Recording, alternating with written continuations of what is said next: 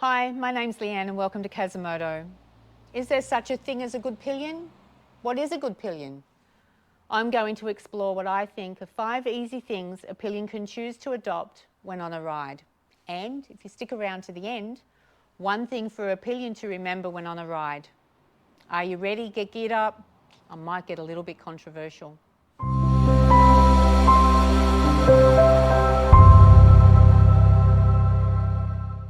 Before you say it, yes, I know, I'm missing my other half. I'm missing the other half of KazoMoto. The other half is my husband Potsy, and for over 25 years we have been motorcycling enthusiasts, enjoying the freedom that motorcycling brings and exploring our beautiful country. Each of our motorcycles has its own place in our heart, and each one has served a different purpose to us at the time. I have had the privilege to share in every one of our motorcycles, and as a team, we bring this passion to life through our channel KazoMoto. I get just as much enjoyment being a pillion than Potsy does as a rider. We are KazoMoto. Let's ride together.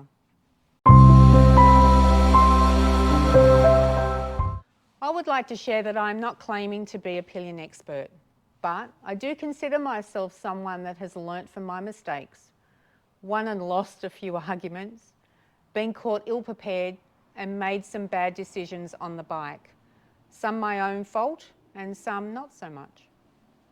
I have noticed that there are countless handbooks, YouTube videos and advanced training options on how to be a good motorcycle rider. In fact, you even have to pass a test and have a valid license before you're even allowed to venture out on the open road. But there's no requirements for a pillion. Virtually anyone can put a helmet on and sit on the back of a bike with no guidance, experience or training. The result can cause havoc and be very dangerous. Here comes the controversial bit.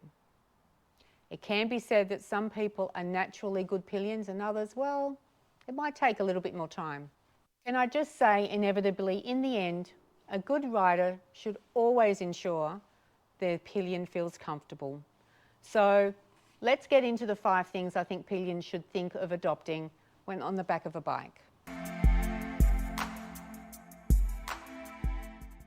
Let's be real here. You have to want to be a pillion.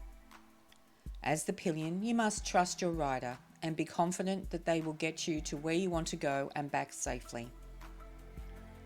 No confidence in the rider will create anxiety and stress to both the pillion and the rider.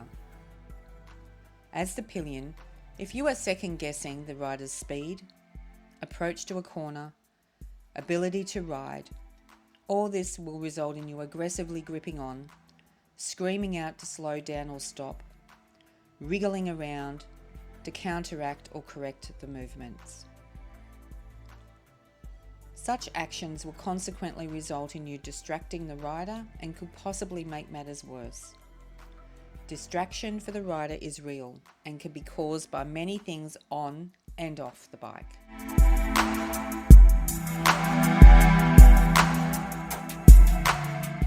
It is important to remember that any actions you do reflects the riding and handling of the motorcycle.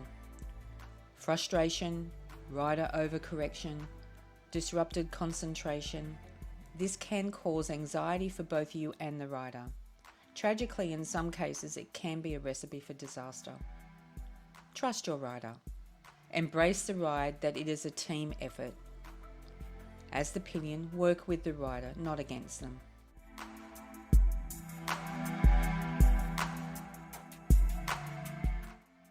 As a pillion, you have just as much ownership of balancing the bike as the rider.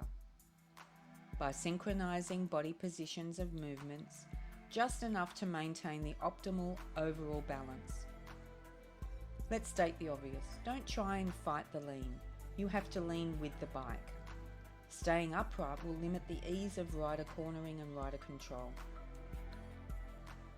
Follow the natural lean of the rider and bike and try and stay relaxed.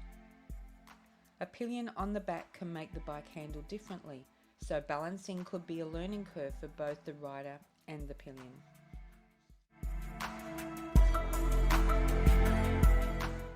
Depending on the bike, try not to rest your body on the rider's back, inevitably pushing them forward.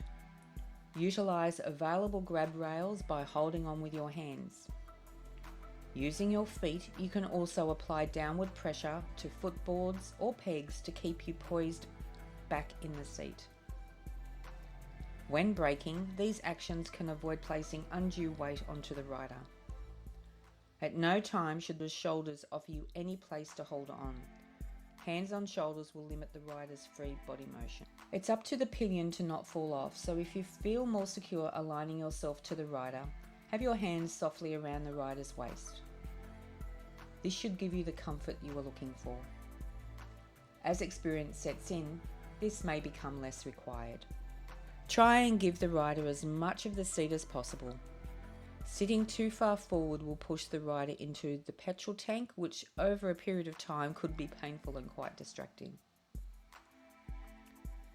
Look where you are going. As a pillion, you can position your head a little laterally where you can see the road ahead. This position will avoid air turbulence and significantly reduces the risk of rider-pillion helmet contact when braking. Visibility for the pillion is just as important as the rider. It allows for pillion anticipation and mindfulness of unexpected incidents or turns in the road to prepare for. If you know what is coming up, you can easily prepare for the braking and acceleration. Be ready for corners and adjust your weight accordingly. Try and limit your movement whilst on the back. If you need to adjust your seating position, pick your time to adjust yourself, for example, on a straight piece of road. Do this in a controlled motion quickly and effortlessly, if possible. Avoid any sharp movements while cornering. Don't constantly wiggle. If you are wiggling around, it might be time for a short rest stop.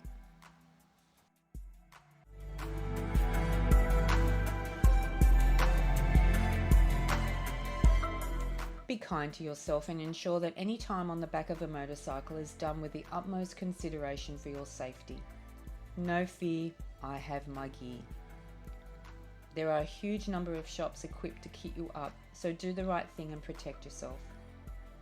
You will need a helmet, gloves, boots, jacket and pants as the bare minimum.